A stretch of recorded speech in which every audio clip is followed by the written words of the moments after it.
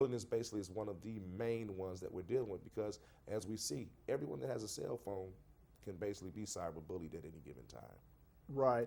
And another thing to go along with that cyberbullying, this new thing this new trend that's real popular now, the knockout game. The knockout game.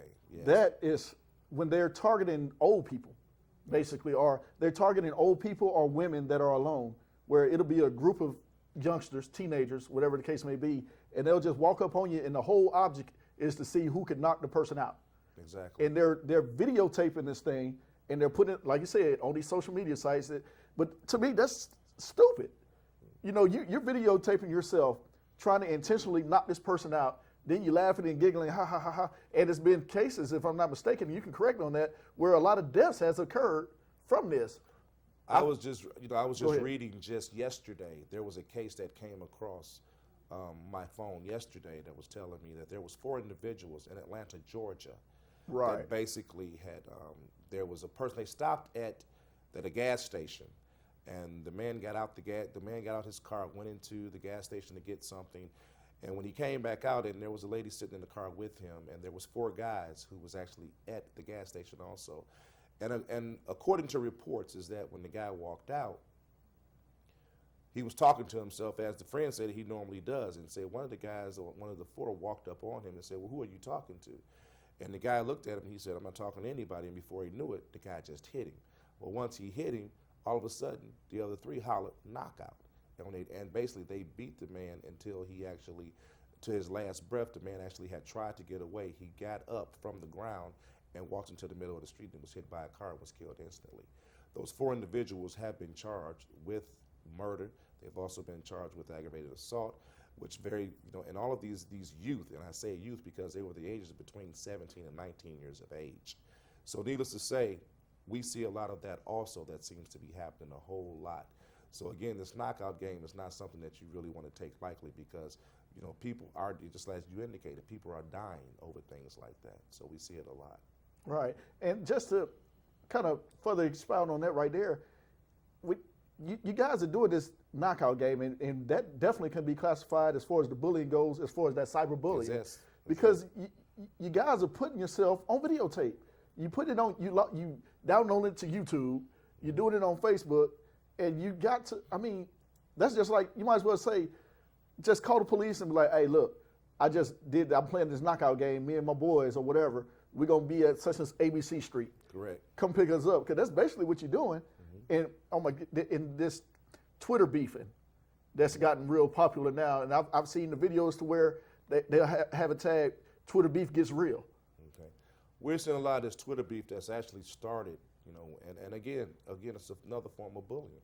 We see a lot of Twitter beef that's actually started amongst rappers, that started amongst people that's within the music industry, things of that nature. And because of those things that are going on, now we're seeing a lot of kids that are basically doing the same type of thing.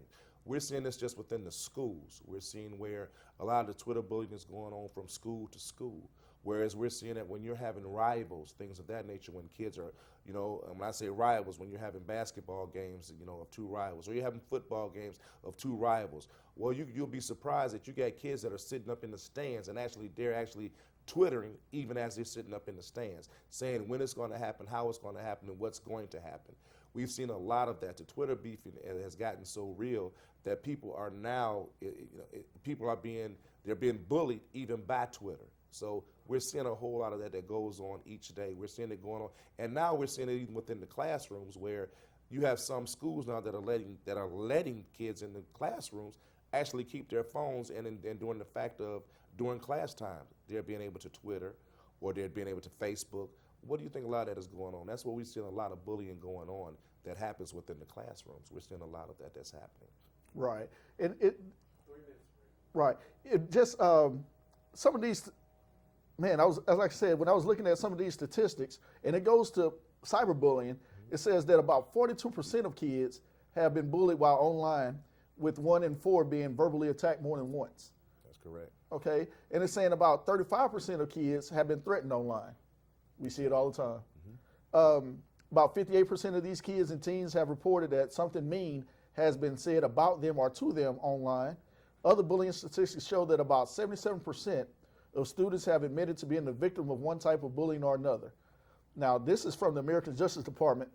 Bullying statistics show that 1 out of every 4 kids will be bullied sometime throughout their adolescence, where 46% of males, followed by 26% of females, have admitted to being victims in physical fights, as reported in one report of bullying statistics by the Bureau of Justice School.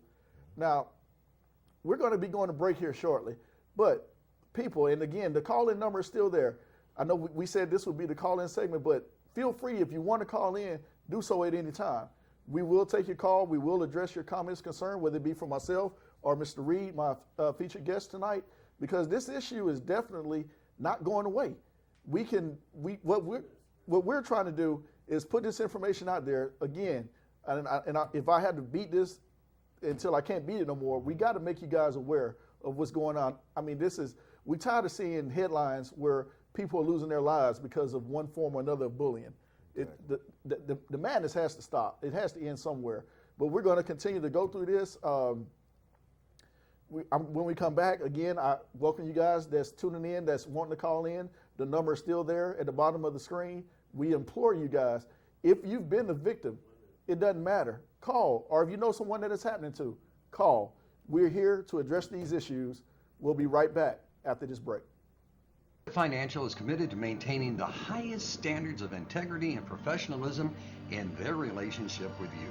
They provide you with only the highest quality information, services, and products to help you reach your goals. Winter Financial is awesome. I recommended them to all my friends and family. My first visit was complimentary. Winter helped me with my taxes and my retirement. They are excellent. Since 1929, the directors of Reynolds Funeral Home provide unique funeral services to meet the needs of every family. Our staff of dedicated professionals is available to assist you in making final arrangements, from casket choices to funeral flowers. The directors at Reynolds Funeral Home will guide you through this difficult moment.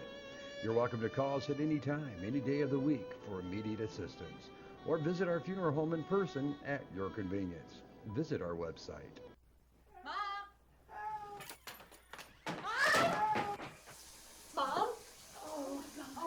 This mom was lucky that her daughter happened to stop by.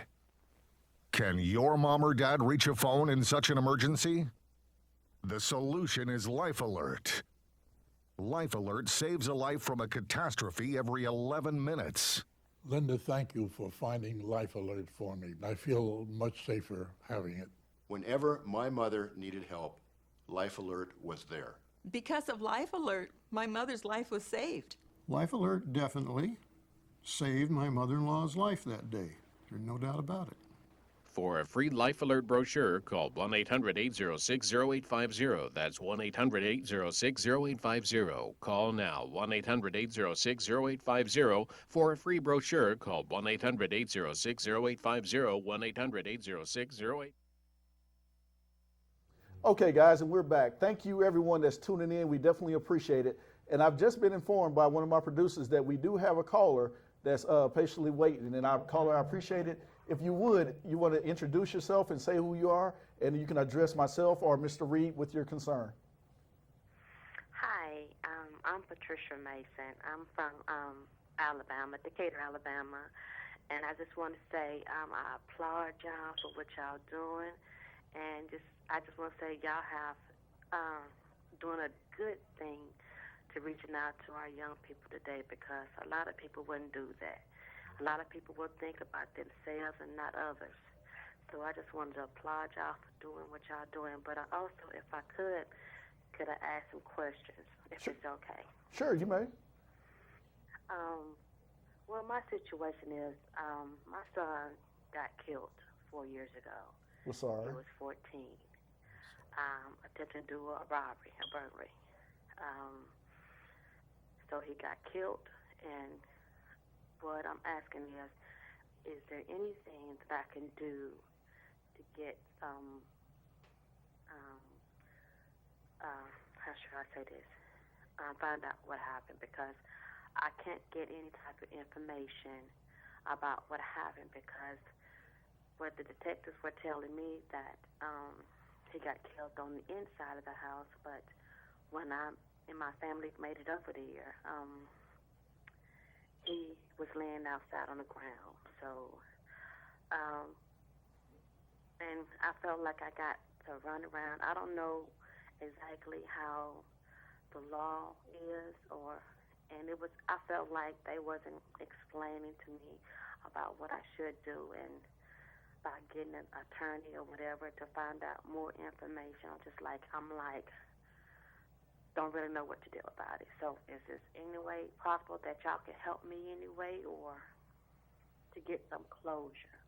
Well, what I'll do is, I'm glad I got Mr. Reed as my guest tonight with his current background status in law enforcement. So, Keith, if you could try to expound on that question, if you would. The first thing that you indicated, and you just said that as far as notifying an attorney, because if you get an attorney, an attorney can actually can shake some things up in order to get the case open, to get the case reopened. And also know this too, is that for every person that you have dealt with in law enforcement, if you're not satisfied with the outcome of what you've been told or whatever, everyone has a boss. Everyone has a boss. You go to their boss. If you're not satisfied with that, then you go to their boss also.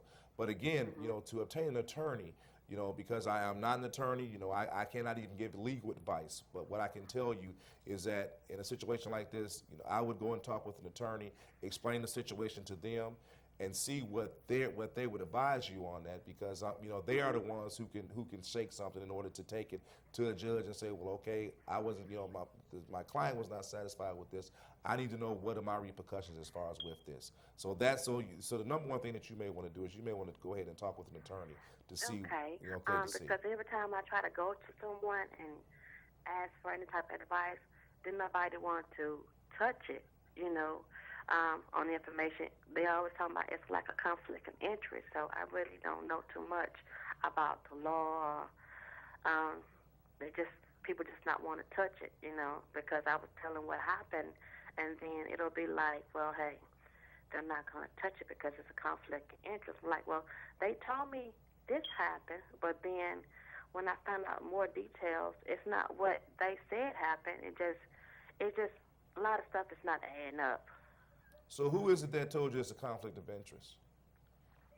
This was like detectives that I spoke with. Okay. That was on the case. Okay. Well, again, as I just indicated, that detective has a boss also. Okay.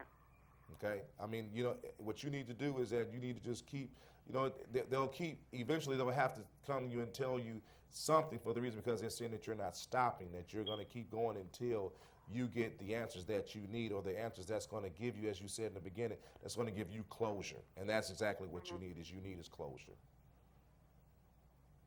I mean, I don't have all the answers for you, and I hope that what I've said to you, that has helped you a little bit, to give you a little bit more of what you can do. But what I would do is I would contact an attorney and have them to look into it, because again, they can take things to judges. They can make something happen. That's what you may want to do. Okay. Any other questions, Ms. Mason? No, she's gone. Okay.